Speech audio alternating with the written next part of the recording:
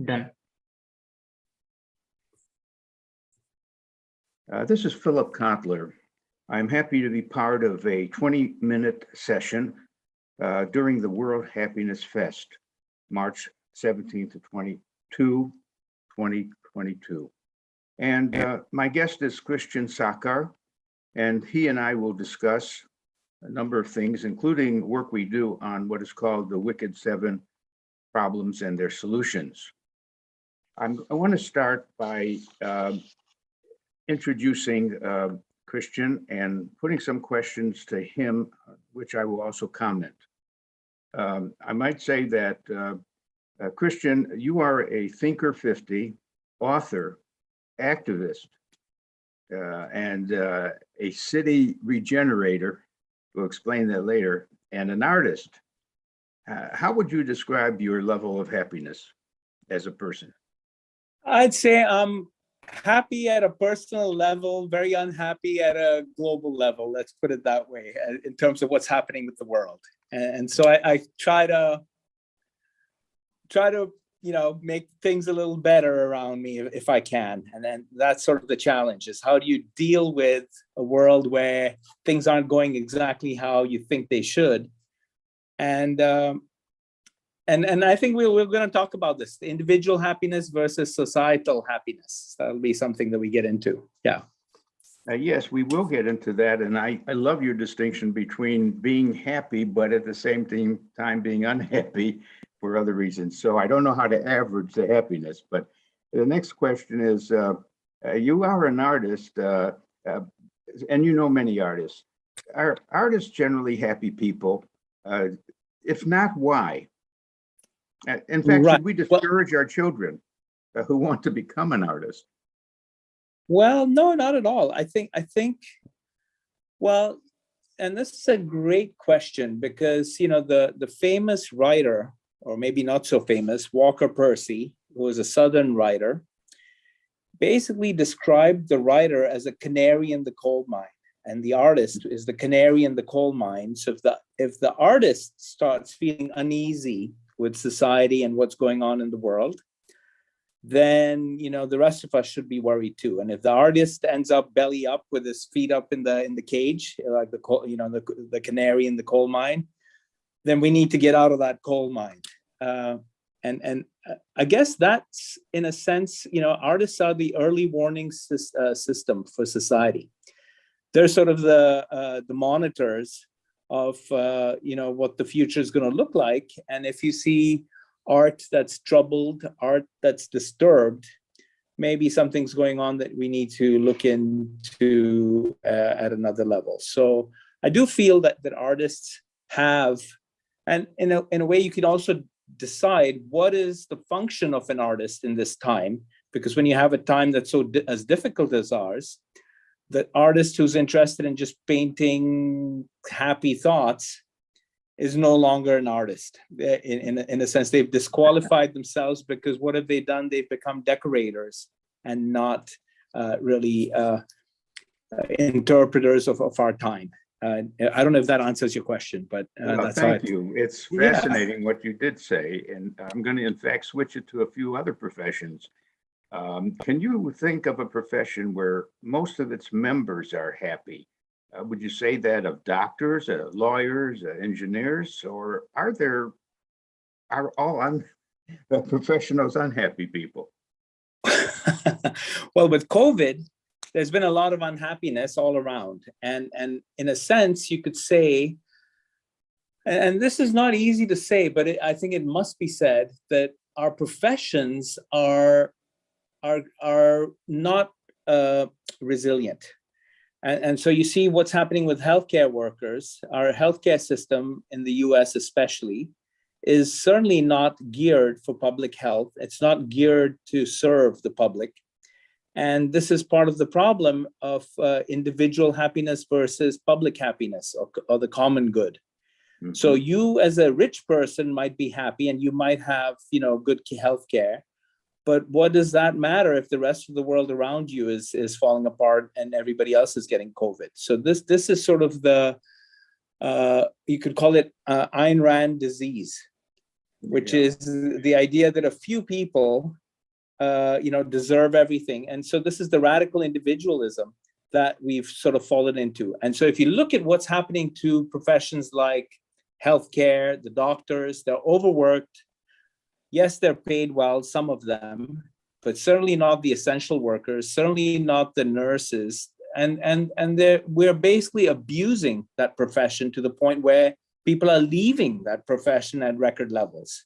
So something has to change, and it's not perhaps the profession itself, but the administration and the process by which we manage the work that's done in that profession.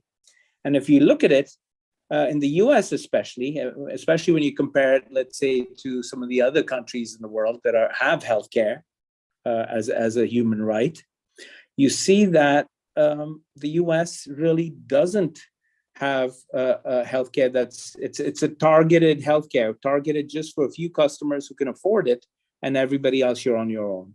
I saw a meme the other day that said, if you're rich in the US, you get to keep your teeth.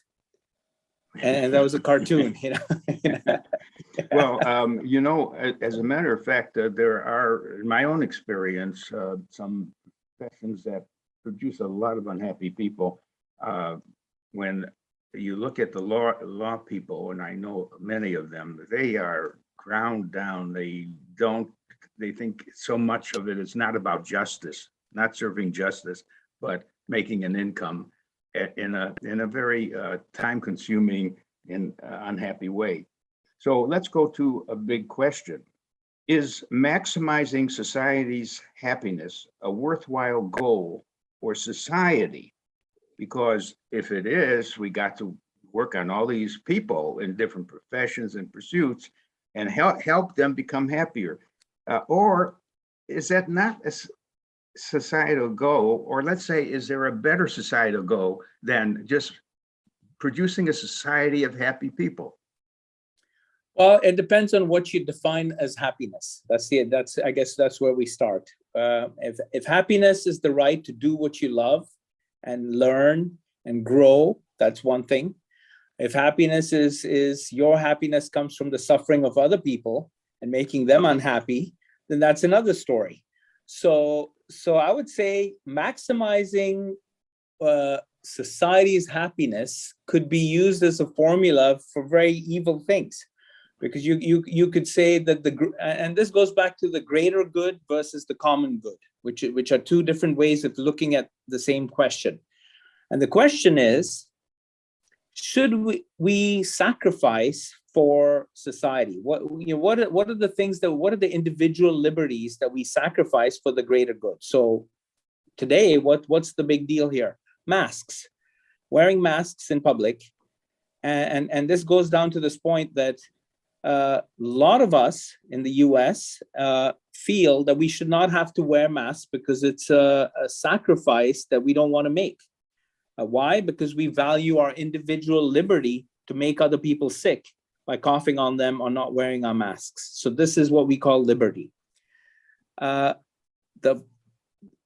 greater good point would say that, we need to do what's right for the majority of the people. Therefore, we should wear masks, because that way majority of the people won't get sick if everybody has to wear a mask. So you can use authoritarian ways to force people to wear their masks, throw them in jail if they're not wearing masks, arrest them if they're not wearing masks. Of course, we're not doing none of those things. But that's the argument in a way of saying the greater good. And by the way, this greater good was used by a lot of totalitarian states to say that, more people will survive if we do this, therefore we need to do this. And so therefore you won't be needing your liberty or freedom anymore. And we're gonna do something for the greater good. The common good is a little different. And this is where I think the common good is actually a more important way of looking at it, which says we're all in this together. And it's not really one at the expense of the other, but we're all together in this boat. And we've got to make sure that we all look after each other. In other words, it's not a zero-sum game. Yes. And if we could, that's why I wrote the book, Advancing the Common Good, because exactly. We need a standard to judge what makes societies move forward. But then suppose we are a society that's successful in creating a lot of happy people. Is it your observation that happy people tend to be more conservative and accept conditions, social conditions as they are? In fact, are happy people less creative and less activist in general? So maybe we don't want a stagnant society full of happy people. Well, it goes again back to this definition of happiness. What kind of happiness are you looking for? Are you looking for, a lower birth rate, the death rate for babies being low, the well-being of society, just the health of society? That's sort of a very basic measure of well-being. Mhm. But of course, there's higher levels of well-being, So am I able to express myself? Am I able to learn the things? Am I living up to my full potential? Am I able to go to college if I want? Am I able to learn things that I'm interested in? Are there barriers that block me from doing that?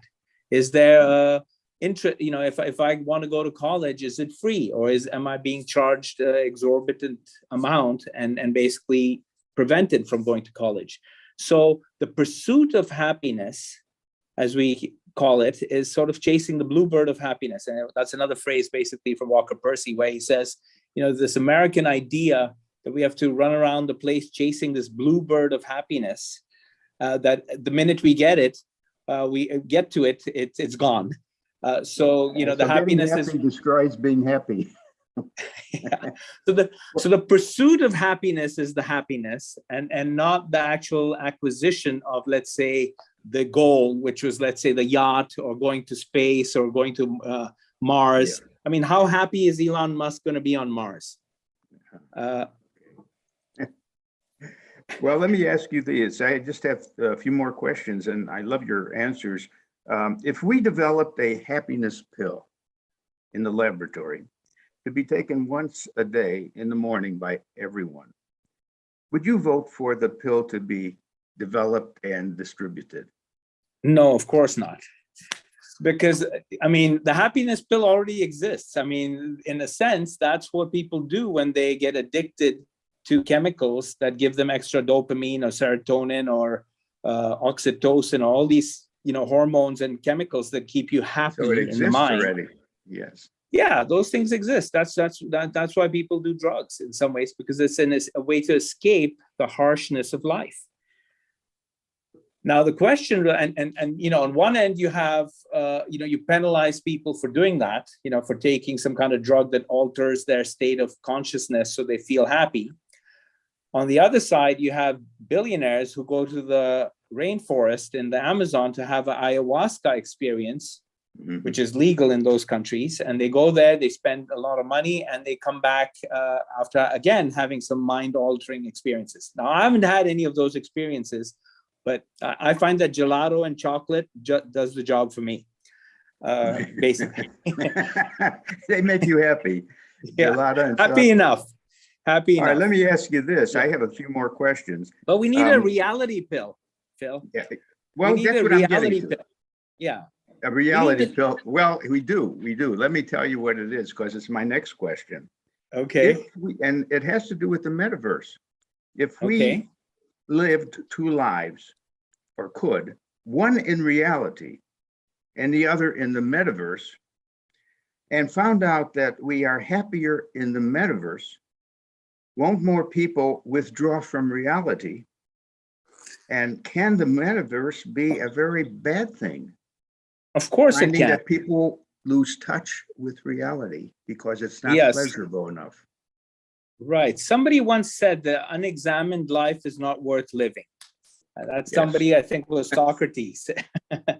Right. And in a sense, you've got to think about this, okay? How would you like to live in a world that was created by the nerds who basically never had a life, spent their lives playing Dungeons and Dragons and those kinds of board games, and now they've constructed a universe for you to experience?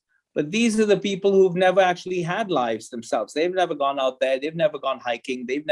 So the natural world is so much more of a beautiful world to me than this artificial world that we're creating which is a pale, reductive version of reality, that we're cheating ourselves. And this is what television, you could say, oh, the radio killed us, the television killed us, the internet killed us, and now the metaverse is going to kill our imagination. Of course, people will find ways to do things in these worlds, as we found, the internet gave us so many great things. So there will be things we learn from the metaverse, but is it a good idea to spend 12 hours a day immersed in this fake reality? Yeah, we're beginning to live with the screen in our life. So this gets back to a fundamental question that both of you and I are dealing with, and that is, how about saying that the goal isn't happiness so much, but removing the sources of unhappiness? You and I are doing a project called the Wicked Seven. We got into that because we thought of different nightmares that might have, there's even a film now called Don't Look Up, which says that a comet is coming our way, is going to destroy the Earth. There are a lot of nightmares one could have, but we worked more carefully on what we call the 7 really deep problems. And I want you to describe that work of ours, because the argument may be, let's reduce the agony that comes from hate, from corruption and power and so on. Let's work on removing the sources of unhappiness, and what is left is more happiness that way. Yeah, I mean, in a sense, if you at the very base level say, look, human beings deserve to live their lives without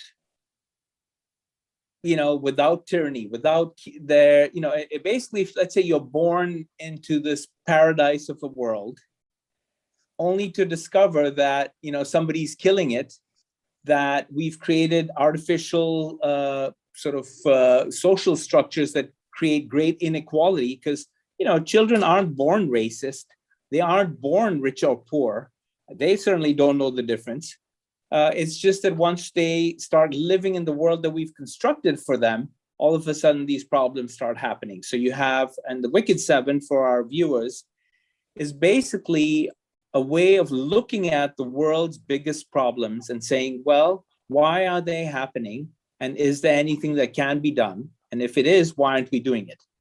So, and those 7 wicked problems that we chose were after we did a lot of research. And by the way, Phil, I got an 8th one as well that keeps popping up. Right. There may be I'll come to that one. Yeah. Okay. But the 7 wicked problems are the death of nature. So we're killing the planet in every way imaginable. So we've got to stop. How do we stop? That's what COP26 was supposed to be. John Kerry just said that we're not doing enough. All the things we talked about at COP26, even those things we aren't doing. So there's a problem. We're not able to execute on the promises that we make with each other. Second, inequality. So there's gender inequality, there's social inequality, there's economic inequality, discrimination of all sorts. That's another wicked problem. Hate and conflict. Now, at this point in our history, we find that we're using our, cool internet, Facebook, metaverse to do what? To create polarization and drive people against each other and manipulate them so they start fighting over things they never thought about before. So hate and conflict is something, and this year, 2022, is now being called the year of the coup, because we're going to see one after coups happening all over, not just Africa. We had a coup attempt in the United States, which we don't talk about. But if you look at the symptoms and the conditions and sort of the behavior of what defines a coup, we had a coup attempt in the US. So hate and conflict. And then another Wicked Seven problem is power and corruption. The idea that power is concentrated in the hands of a very few, and then these people use that power in corrupt ways to corrupt other processes that should give us more happiness, but don't. Work and technology. It's a wicked problem because there's less and less work, more and more technology. The digital divide is increasing every day. And we're creating a bigger gap between the haves and have-nots in terms of how work is actually practiced. Health and livelihoods. As I mentioned earlier, the US has no real working healthcare system. And it's only if you have money that you're able to actually afford it and if you have no money, well, you're dead. And that's not exactly civilized behavior. And yet we accept this because we have bought into this Ayn Rand disease that is pervasive now across North America, but especially in the United States. And then the last one is population and migration. One interesting thing here is, Phil, we talked about globalization as being something that would transform the world. Goods could flow back and forth, all this kind. But guess what didn't flow back and forth? People. We allowed goods to flow freely, but not people. Not ideas, just goods. So we made a mistake, a giant mistake in the way we executed our globalization. Namely, we shifted all our manufacturing out of the US, out of Europe, to the Far East, and China especially, and in some way destroyed our middle class. Now, is that something that leads to more happiness when your society doesn't have a middle class, or has a middle class that isn't able to make a living or live better than its parents did? So I think that's where we killed the American dream, beginning with the 80s, when we started outsourcing our manufacturing and our services to India, and our, so you could say, oh, well, you're being over dramatic. Shouldn't they also have a chance to participate in the global economy? Yes, they should. Everybody should have a chance to be part of this global economy, but it should be on a fair playing field. And if you look at the way Africa is being developed, if you look at the way China and India are being developed, it's not a fair playing field. And I think that's at the root of all of this.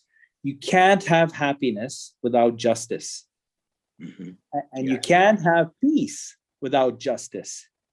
So, in our book on brand activism, which is another book that we worked on together, Phil, we said that justice is the strategy.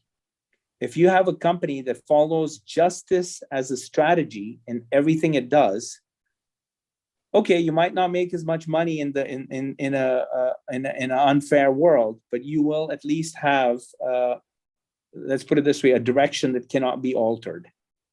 So it's a very idealistic way of looking at things, but it's actually not. If you say economic justice, social justice, environmental justice, these three justices are part of our company's DNA. That's how you pursue justice at a societal, happiness at a societal level. At an individual level, it might be a little simpler. Well, I want my family to be fed. We want to have fun picnics on the weekend. We want reasonable working hours. We want good wages, and we want healthcare and food and shelter and all those basic necessities. So once you've got to that level, then maybe you want some entertainment and art. You want to be able to take a vacation. And these are all things that societies actually, in civilized countries at least, have as part of their rights as a worker. In the US, we don't have those rights because for some reason, and again, the reason is Ayn Rand disease, which I'm just coining here for fun, but really I'm very serious about it. I do, and Mark Twain had a thing called Sir Walter Scott disease. And that's where I'm pulling this idea from. And that idea was that the South was a noble place. The old South in the US was a noble place, and that the Civil War destroyed that nobility and created the mess and the chaos of the New South. Well, guess what? We didn't destroy it enough, because that Walter Scott disease has now turned into this Ayn Rand disease, which says that individuals take precedence, rich individuals, in fact, take precedence over everything else. And in a sense, this is just another way of saying colonialism and is sort of the root of capitalism. And we never addressed the problems of that. And that's why we can't be happy as a society. So we need a truth and reconciliation committee, just like South Africa had, to basically look at how did we get here, instead of banning debate, which is what some of our politicians are doing, where they say, oh, we cannot talk about anything that might hurt or offend someone from now on in class or anywhere else.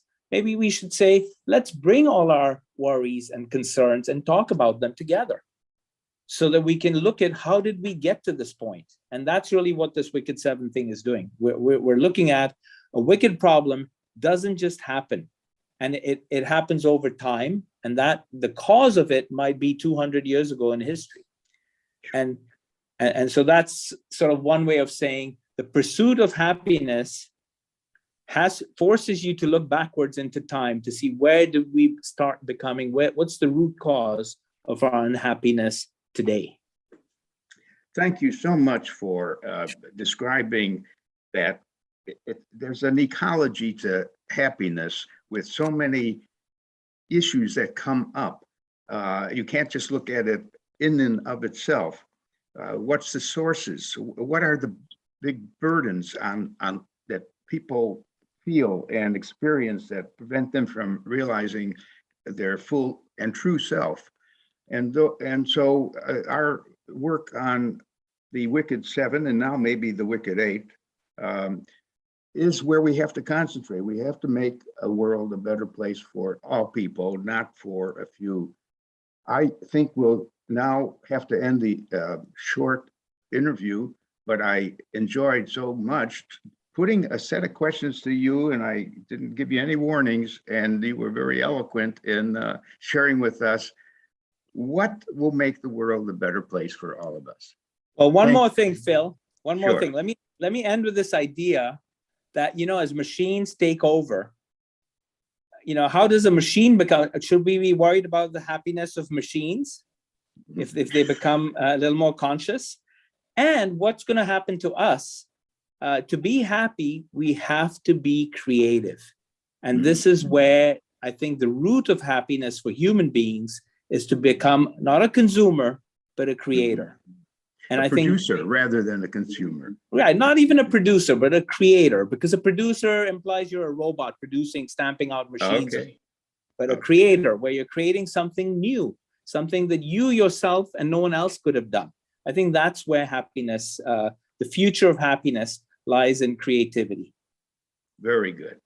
Well, thank you so much, Christian Sarkar, for not only answering these questions in a beautiful and eloquent way, but for being my dear friend. And, thank you so much. We will continue to work on these and other matters.